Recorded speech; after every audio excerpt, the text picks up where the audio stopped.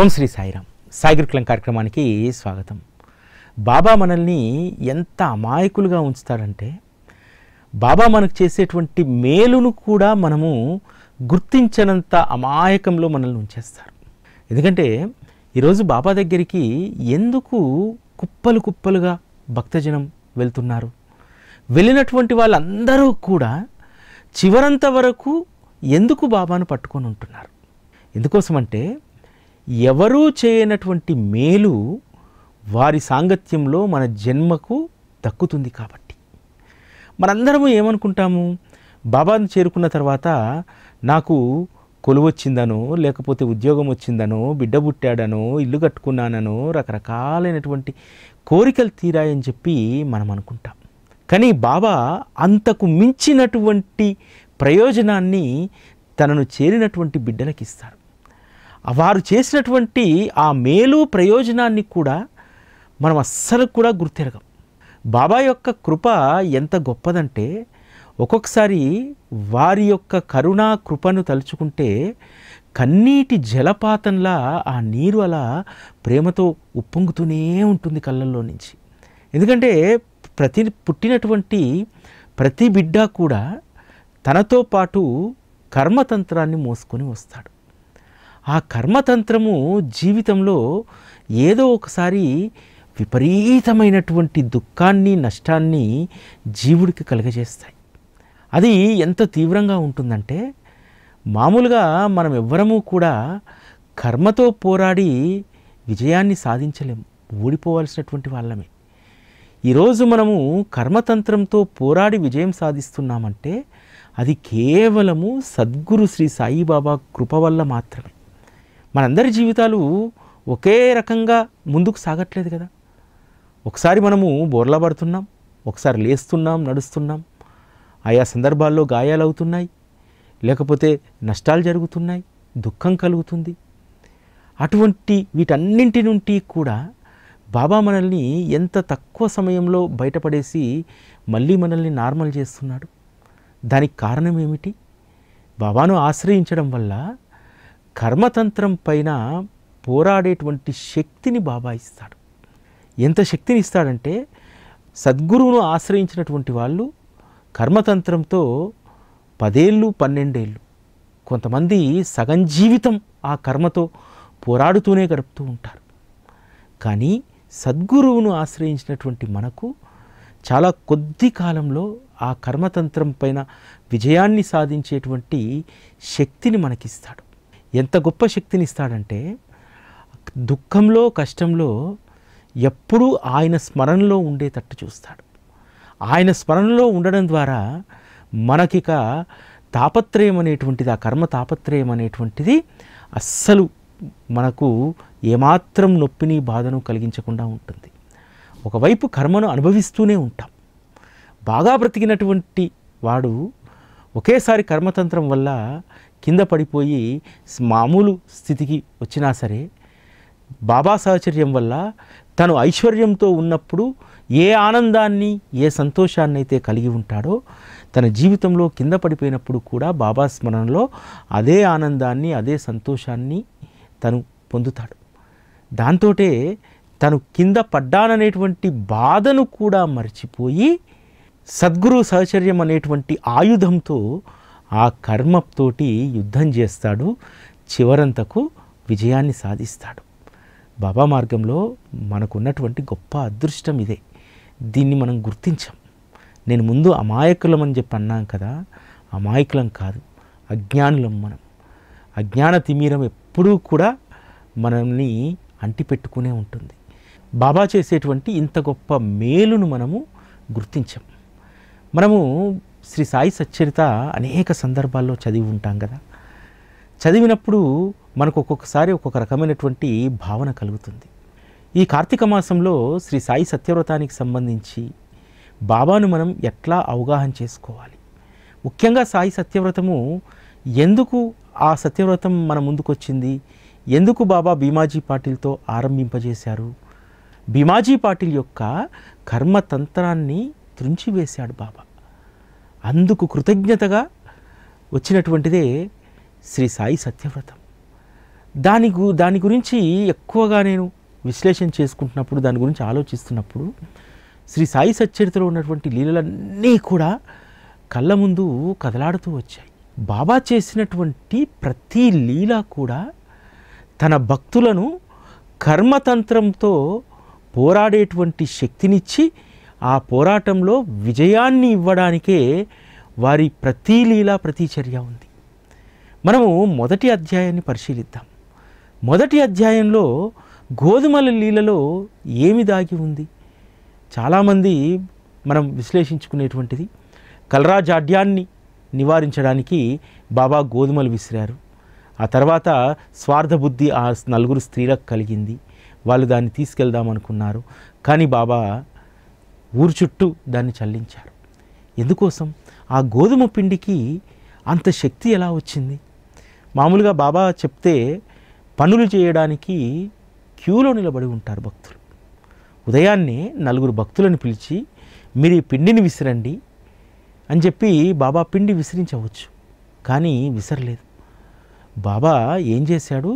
ఉదయాన్నే ముఖ ప్రక్షాళన చేసుకొని మూలకు ఉన్నటువంటి ఇసుర్రాయిని తీసుకొచ్చి మసీదు మధ్యలో పెట్టాడు. ఆ తర్వాత గోధుమల బస్తాను ముందుకు లాగి దాన్ని వంపి చాటలో కొన్ని పోసుకొని మెల్లిగా తన చేతితో గోధుమలను ఇసుర్రాయిలో వేస్తూ ఇసరడం ప్రారంభించాడు. ఇక్కడ ఏమి గమనించాం మనం? బాబా యొక్క కరస్పర్శ అక్కడ ఉంది. ఆ కరస్పర్శకు ఉన్నటువంటి మహిమ మహాద్భుతమైనటువంటిది. వారి కరస్పర్శను ఇసుర్రౌతుకి ఇచ్చాడు, ఆ పిడికి ఇచ్చాడు, గోధుమల బస్తాకు ఇచ్చాడు. అందులో నుంచి గోధుమలను తమ హస్తంతో స్వయంగా తీసి ఇసుర్రాయిలో పోస్తారు. అంటే ఇక్కడంతా కూడా దాగి ఉన్నటువంటిది ఏమిటి? బాబా యొక్క కరస్పర్శ. జీవుడి యొక్క కర్మలు ఎలా తొలగిపోతాయంటే బాబా కరస్పర్శతోటి, వారి యొక్క కృపా దృష్టితోటి జీవుడి యొక్క కర్మలన్నీ కూడా పటాపంచలు చేస్తారు బాబా. ఆ విధంగా బాబా వారి కరస్పర్శతోటి విసిరినటువంటి ఆ పిండిని ఊరు సరిహద్దుల్లో చల్లించి మూకుమ్ముడిగా, ఒకరి కర్మ కాదు, ఆ రోజు కలరా వ్యాధికి పిట్టల్లా రాలిపోతున్నారు జనాలు. తనను ఆశ్రయించినటువంటి బిడ్డలు కాయా కష్టం చేసుకునేటువంటి వాళ్ళు, అటువంటి వాళ్లకు ఈ కర్మ దరిచేరకుండా ఉండాలని చెప్పి స్వయంగా వారి కరస్పర్శతోటి గోధుమ పిండిని విసిరారు. విసిరి ఆ కరస్పర్శ మూలంగా ఆ గోధుమ పిండికి గొప్ప మహత్తు వచ్చింది. అది గొప్ప శక్తివంతమై ఔషధాల కంటే కూడా, ఆ రోజు ఔషధాలు లేవు కలరా వ్యాధికి, కానీ కలరా వ్యాధికి ఔషధం ఉంటే కూడా అంతగా పనిచేయదేమో. షిరిడీ సరిహద్దుల్లో ఆ పిండిని చల్లిన తర్వాత కలరా జాడ్యం అనేటువంటిది షిరిడీలోకి రాలేదు. అంటే తన బిడ్డలపైన బాబాకు ఎంత ప్రేమో చూడండి. ఏ బిడ్డ అయినా సరే ఆ కర్మతంత్రానికి గురి కాబోతున్నప్పుడు బాబా వారి యొక్క కృపా దృష్టితోటి, వారి యొక్క కరస్పర్శతోటి కర్మలను ఎంత సునాయాసంగా తొలగిస్తారో మీరు అర్థం చేసుకోవచ్చు. బాబా యొక్క కరస్పర్శ గురించి అనేక లీలలు ఉంటాయి. మనం మామూలుగా లీలలన్నింటినీ కూడా సాధారణంగా చదువుతూ వెళ్తూ ఉంటాం. కానీ నేను ఈ కార్తీక మాసంలో బాబా సత్యవ్రతం ద్వారా ఏమి చేయదలుచుకున్నాడు, ఎందుకు బాబా ఈ సత్యవ్రతాన్ని 2 ప్రత్యేకమైనటువంటి పర్వదినాల్లో ఎందుకు ఏర్పాటు చేశారు అంటే, ఎవరి కర్మలను బాబా తీసేయదలుచుకున్నాడు, ఎవరికి మేలు చేయదలుచుకున్నాడు అది ఆయనకే తెలుసు. అందుకనే సాయి టీవీలో, సాయి గురుకులంలో కూడా ఈ వారమంతా కూడా మనం ఈ కర్మతంత్రం గురించే మాట్లాడుకుందాం. బాబా తన భక్తుడి యొక్క కర్మలను ఏ విధంగా తగ్గిస్తాడు, ఏ విధంగా బాబా తన భక్తుడికి మేలు చేస్తారనేటువంటి విషయాలను ఈ సందర్భంగా గుర్తు చేసుకుంటే బాబా పైన మనకు మరింత ప్రేమ పెరుగుతుంది. ఈ సందర్భంగా నేను కొన్ని లీలలను మననం చేసుకుంటే చాలా అద్భుతమైనటువంటి ఆవిష్కరణ బాబా చేశారు. మనము దాము అన్న లీల చాలాసార్లు చదువుతాం. దాము అన్న స్వతహాగా జ్యోతిష్యుడు, కొంత ప్రావీణ్యం ఉంది. తనకు పిల్లలు పుట్టరనేటువంటి విషయము దాము అన్నాకు తెలుసు. కానీ శాస్త్రంలో కొన్ని పరిహారాలు ఉంటాయి, హోమాలు, యాగాలు, ఇవన్నీ కూడా. దానికోసము వారు స్వయంగా అనేక హోమాలను యాగాలను ఆచరించారు. అయినా సరే పిల్లలు పుట్టలేదు. ఆఖరికి జ్యోతిష్యులు తేల్చేస్తారు, ఇక కష్టము, నువ్వు అనవసరంగా ఈ యాగాలు హోమాలు ఆపేసేయి, నువ్వు ఏ ప్రయత్నం చేసినా నీకు పిల్లలు కలగరు, ఆల్రెడీ 2వ వివాహం కూడా చేసుకున్నావు, ఇంకా కష్టమే నీకు, కలగరు అని చెప్తే దాము అన్న అక్కడితో వదిలేస్తాడు. వదిలేసిన తర్వాత బాబా ఒకానొక శుభదినాన ఒక భక్తుడు మామిడి పళ్ళు తెస్తే అన్ని పళ్ళను పంచి 2 పళ్ళను వారి చేతుల్లోకి తీసుకొని కొలంబా పక్కన పెట్టి భక్తులకు చెప్తాడు కదా, ఈ 2పైన మీరెవరూ ఆశపడకూడదు, ఇవి దాము అన్నా కోసం నేను తీసి ఉంచాను, ఇవి దాము అన్నానే తిని చావాలి అని అంటాడు. ఆ తర్వాత దాము అన్న ద్వారకామాయికి చేరగానే దాము అన్న చేతికి వారి కరస్పర్శ తగిలినటువంటి ఆ మామిడి పళ్ళనిచ్చి, ఇవి నీ 2వ భార్యకివ్వు, నీ 2వ భార్య ఇవి తింటుంది, నీకు సంతానం కలుగుతుంది అని చెప్తారు. కొన్ని ఏళ్ళుగా దాము అన్న అనేక ప్రయత్నాలు చేశారు, హోమాలు చేశారు, యాగాలు చేశారు. దాము అన్న స్వహస్తాలతో చేసినటువంటి యాగం వల్ల హోమం వల్ల రానటువంటి ఫలితము కేవలం బాబా యొక్క కరస్పర్శతోటి ఏ విధంగా దాము అన్నకు సంతానం అనుగ్రహించబడ్డది. ఆ తర్వాత దాము అన్నకు వరుసగా 3 కొడుకులు పుడతారు. మరి బాబా దాము అన్న తనను ఆశ్రయించగానే దాము అన్నకు అనుగ్రహాన్ని ఇవ్వచ్చు కదా. దాము అన్న బాబాను ఆశ్రయించిన 10 ఏళ్ల తర్వాత ఎందుకు బాబా వారి కరస్పర్శ తగిలినటువంటి ఆ మామిడి పళ్ళనిచ్చి బిడ్డలను అనుగ్రహించాడు? సద్గురు యొక్క నైజం ఏమిటంటే తన భక్తుడి చేత ముందు సత్కార్యాలు సత్కర్మలను ఆచరింపచేస్తాడు.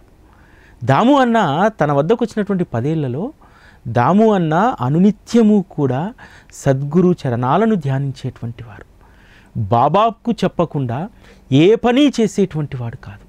తన సర్వస్వము బాబా అనుకున్నాడు. బాబాయే తన జీవితాన్ని నడిపించేటువంటి నావ అని భావించాడు.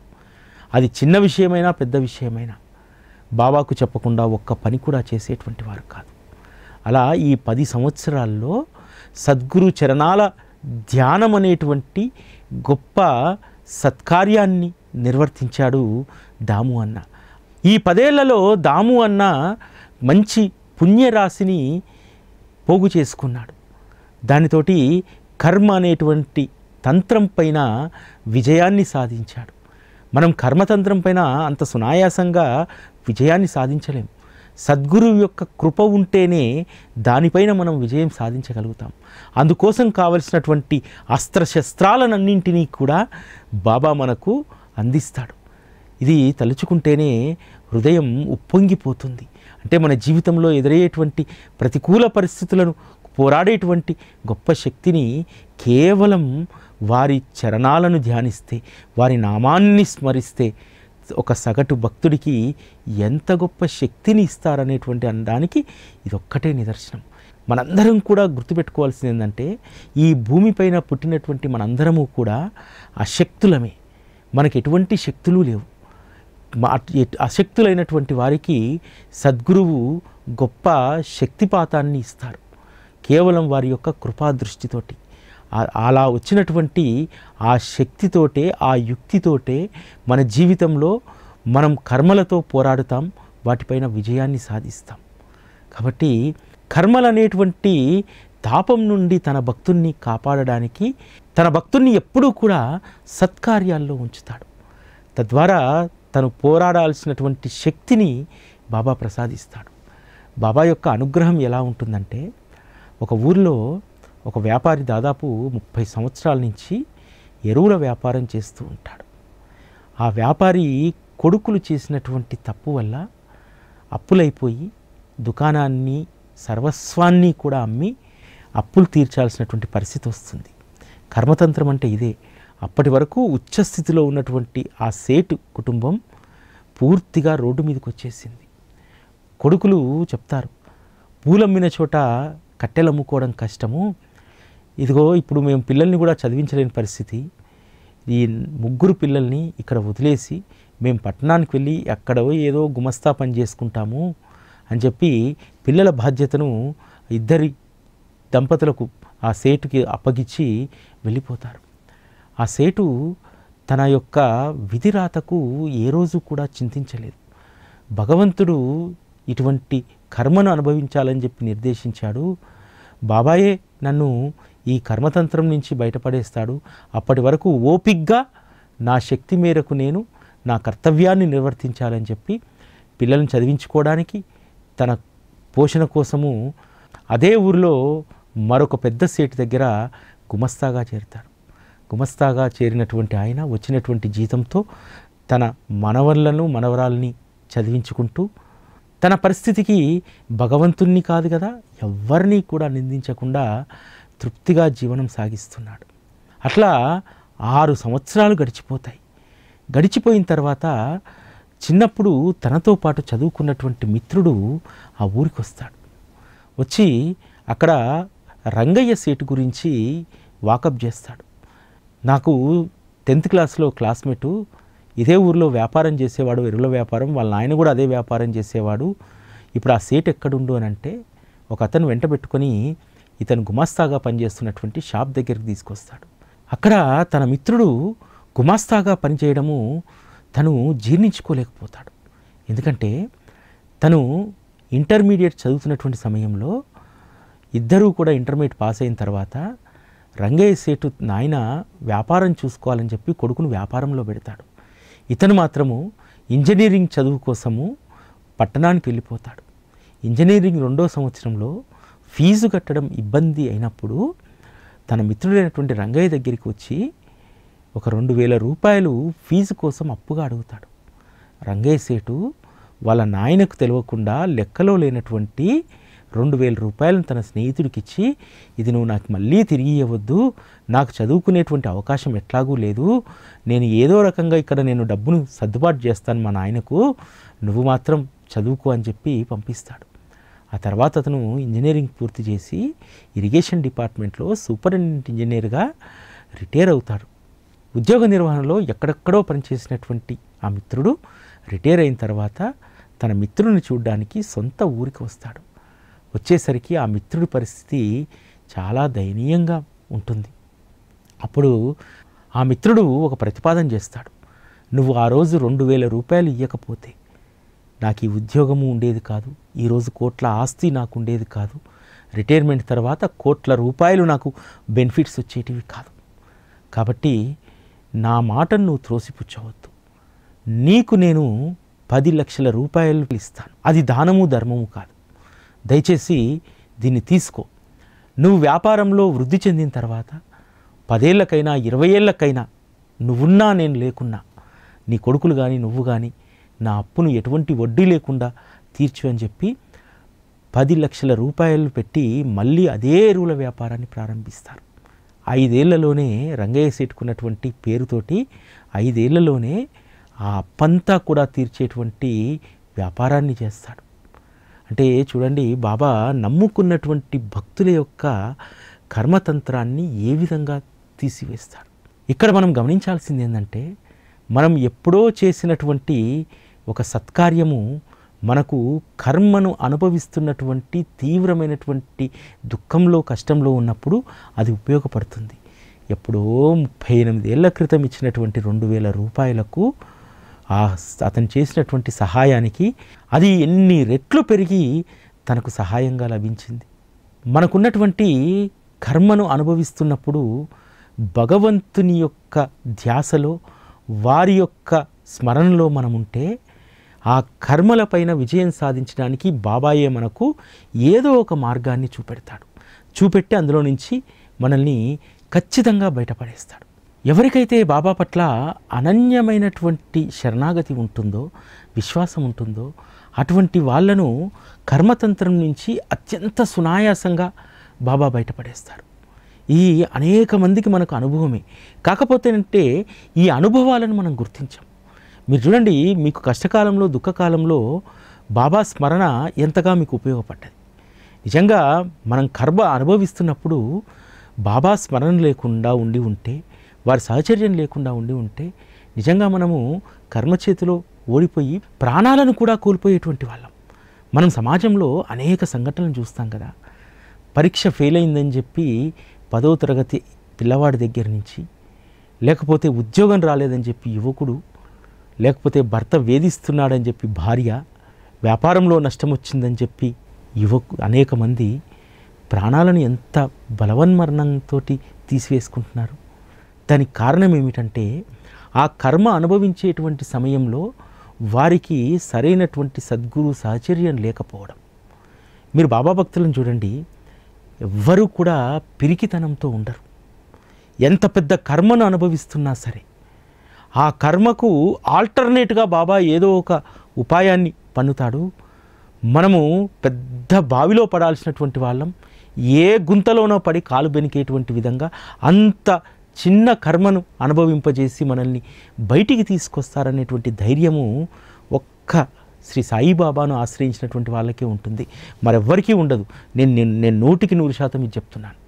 మనం అనేక దేవతార్చనలు చేయవచ్చు. ఎన్ని దేవతార్చనలు చేసినా, ఎంతమంది దైవాల పట్ల మనకు విశ్వాసం ఉన్నా సరే చివరకు మనము చాలా సంక్లిష్టమైనటువంటి పరిస్థితుల్లో మాత్రం బాబా చరణాల వైపే వెళ్తాం. ఎందుకంటే బాబా మనవారు, మనం బాబాకు సంబంధించినటువంటి వాళ్ళం అనేటువంటి ఒక గొప్ప కొండంత విశ్వాసం మనకు కలుగుతుంది. ఆ విశ్వాసమే మనల్ని చాలా మట్టుకు ఆ కర్మల యొక్క తీవ్రత మనకు తగలకుండా చేస్తుంది. బాబా యొక్క కరస్పర్శ ఎంత గొప్పదంటే ఆ రోజు భక్తులందరూ కూడా బాబా కరస్పర్శ గురించి బాగా అనుభవం ఉన్నటువంటి వాళ్ళే. ముఖ్యంగా శ్యామ లాంటి వాళ్ళు బాగా దగ్గరుండి క్వీన్గా బాబాను అబ్జర్వ్ చేశారు కదా. అటువంటి శ్యామకు బాబా కరస్పర్శ యొక్క మహిమ తెలుసు. అందుకనే తను బడిపంతులు ఉద్యోగం మానేసిన తర్వాత తను ఆయుర్వేద వైద్యాన్ని చేస్తారు. ఆయుర్వేద వైద్యము పూర్వకాలం నుంచి అనువంశికంగా తను నేర్చుకున్నప్పటికీ కూడా అది పనిచేయాలంటే బాబా కరస్పర్శ తగిలినటువంటి ఊది మాత్రమే నా వైద్యం పనిచేసేలాగా చేస్తుందని చెప్పి బాబా ఇచ్చినటువంటి ఊదిని ఆ మందు బిళ్ళల్లో కలిపి ఆయుర్వేద పసరులో దాంట్లో కలిపి రోగులకు ఇచ్చేవారు. ఆ రోగుల యొక్క రోగం కూడా అత్యంత త్వరితగతిన అది నయమయ్యేది. ఇది బాగా తెలిసినటువంటి శ్యామ అనేక మంది భక్తులకు అనుగ్రహాన్ని బాబా నుండి ఇప్పించేటప్పుడు బాబా కరస్పర్శ వారికి తగిలేలాగా చూసేటువంటి వారు. మీరందరూ కూడా ఔరంగాబాద్కర్ భార్య కథ మనం చదువుతాం కదా. ఔరంగాబాద్కర్ భార్యను బాబా దగ్గరికి తీసుకెళ్ళి బాబా ఈమెకు సంతానాన్ని అనుగ్రహించు అంటే సరే పోనీలే అనుగ్రహిస్తున్నానని చెప్పి బాబా వారి కృపాదృష్టితోటో లేకపోతే వాక్కుతోటో చెప్పేయచ్చు. కానీ బాబా కరస్పర్శ తగిలిన తర్వాత ఇంకా దానికి తిరుగులేదనేటువంటి దాన్ని శ్యామ గమనిస్తాడు. అందుకనే ఏం చేస్తాడు, బాబా ఈ కొబ్బరికాయ తీసుకొని మీరు ఆ కొబ్బరికాయ ఆమె ఒళ్ళో వేయండి. ఆ కొబ్బరికాయకు బాబా కరస్పర్శ తగిలింది. ఆ కరస్పర్శ తగిలినటువంటి ఆ కొబ్బరికాయ ఆమె కొంగులో పడితే ఆమె కడుపులో బిడ్డ పడుతుంది. ఇది లాజిక్ శ్యామది.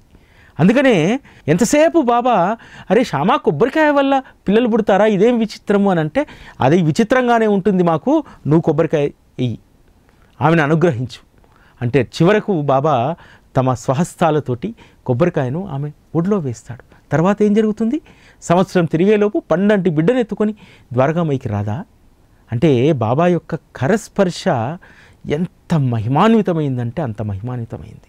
అందుకనే ఆ రోజు భక్తులందరూ కూడా తమ ఇండ్లలోకి వెళ్ళేటప్పుడు బాబా స్వయంగా వారి హస్తాలతో ఇచ్చేటువంటి విభూతిని ఇంటికి తీసుకెళ్లేవారు. బాబా కరస్పర్శ తగిలినటువంటి ఆ ఊది భయపీడలన్నింటినీ కూడా తమ వద్దకు రాకుండా రక్షిస్తున్నటువంటి ధైర్యం ఆ రోజు భక్తులకు ఉండేది. కాబట్టి ఈ కార్తీక మాసంలో మనం చేసేటువంటి ప్రతి సత్కార్యము కూడా మన యొక్క కర్మతంత్రాన్ని నివారిస్తుంది. అందుకోసమే సాయి టీవీ 9 సంవత్సరాలుగా ప్రతి ఏటా కూడా శ్రీ సాయి సత్యవ్రతాలను నియమం తప్పకుండా చేస్తుంది. ఎందుకంటే బాబా ఏ కార్యంతో ఎవరిని అనుగ్రహిస్తారో తెలియదు. మొన్ననే కదా అర్పణం చేసింది, ఇప్పుడు ఎందుకు సాయి సత్యవ్రతం, మళ్ళీ వచ్చే నెల ఇంకో కార్యక్రమం ఎందుకు అంటే మనకు తెలియదు ఏ కార్యక్రమం ఏ కార్యం ద్వారా వారు మనల్ని అనుగ్రహిస్తారనేటువంటిది. కాబట్టి ప్రతి సత్కార్యంలో మనం ఉండాలి, ప్రతి సత్కార్యంలో భాగస్వాములు కావాలి. ఇదేమీ షార్ట్కట్ వేస్ కాదు బాబా దగ్గర. నేను ఒక దాంట్లో పాల్గొన్నాను కదా, అనుగ్రహం వచ్చింది కదా, ఇవన్నీ కూడా మనము నాటేటువంటి విత్తనాలు. ఈ విత్తనాలను మనం ఎన్ని విత్తనాలను నాటితే మనకు అంత పుణ్యఫలం వస్తుంది. ఆ పుణ్యఫలాన్ని మనం ఆర్జించినప్పుడు అదే మనకు కర్మ పైన పోరాటం చేయడానికి కావలసినటువంటి ఆయుధాలు. ఆ ఆయుధాలను మనం సమకూర్చుకోవడానికి ఎప్పుడూ కూడా బాబా మార్గంలో సత్కార్యాల్లో మనము పాల్గొనాలి. ఇది ఈరోజు కార్యక్రమం. మళ్ళీ రేపటి కార్యక్రమంలో కలుసుకుందాం. అప్పటి వరకు సెలవు. నమస్కారం.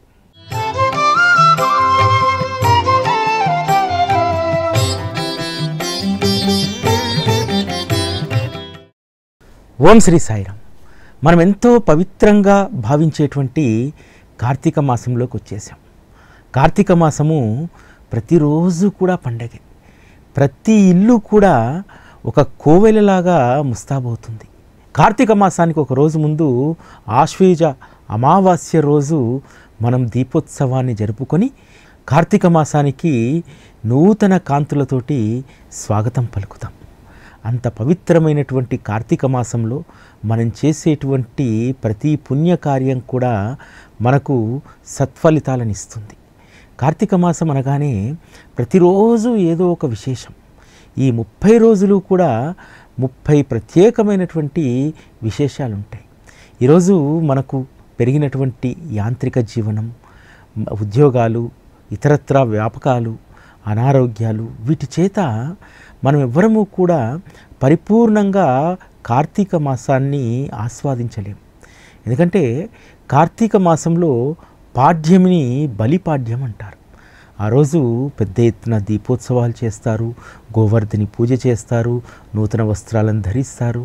ఇవన్నీ కూడా బలిపాడ్యం రోజు చేయాలి. కానీ ఈరోజు మనము వీటన్నింటినీ కూడా పాటించేటువంటి వాళ్ళ సంఖ్య చాలా తక్కువ. అదేవిధంగా కార్తీక మాస విదియ రోజు ఒక ప్రత్యేకమైనటువంటి కార్యక్రమం ఉంటుంది. భగనీ అస్తభోజనం అంటే సోదరి ఇంటికి వెళ్ళి సోదరి ఇంట్లో భోజనం చేయడం. యముడు యమున ఇద్దరూ కూడా అన్నా చెల్లెళ్ళు. కార్తీక విదియ రోజు యముడు సోదరి ఇంటికి భోజనానికి వస్తాడు. భోజనానికి వచ్చినటువంటి యముడు ఆమె ఆతిథ్యానికి ఎంతో పరవశించి ఏదైనా కోరిక కోరుకో అంటారు. ఏ స్త్రీ అయినా ఏం కోరుకుంటుంది? తన కుటుంబము అపమృత్యువు పాలు కాకూడదని, యముడి బాధ ఉండకూడదని చెప్పి కోరుకుంటారు. అలాగే యమున తన అన్నైనటువంటి యముణ్ణి నాకు యమబాధ లేకుండా చూడు అని అంటుంది. దానికి యముడు తదాస్తు అంటారు. అంటే ఎవరైతే కార్తీక మాసంలో భగనీ అస్తభోజనం అంటే సోదరి చేతి వంట తింటారో వారికి అపమృత్యువు తప్పుతుందని చెప్పి అని అంటారు. ఇట్లా ప్రతిరోజు కూడా ఒక ప్రత్యేకమైనటువంటి సందర్భం కార్తీక మాసంలో ఉంటుంది. ఆ తర్వాతి రోజు కార్తీక శుద్ధ చవితి. నాగుల చవితి రోజు పుట్టలో పాము పేసి నాగేంద్రుణ్ణి పూజించుకుంటాం. ఎవరైతే నాగేంద్రుడికి ఆ రోజు పాలు పోస్తారో వారికి సంతాన యోగం కలుగుతుందని చెప్పానంటారు. ఇట్లా ప్రతిరోజు కూడా ఒక ప్రత్యేకమైనటువంటి సందర్భం ఉంటుంది. అయితే ఈరోజు మనం ఇవన్నీ కూడా చేయగలుగుతామా? అందుకనే బాబా మనందరికీ కూడా వీటన్నింటి యొక్క పుణ్యాన్ని, ఆ ఫలితాన్ని ఇవ్వడానికి బాబా కార్తీక మాసంలో వారు నారాయణ స్వరూపుడిగా సాయి సత్యవ్రతాన్ని చేయించుకుంటారు. కార్తీక మాసంలో అన్ని కార్యాల్లో చేసినటువంటి ఫలితము ఒక్క సాయి సత్యవ్రతం ద్వారా మనకు అందుతుంది.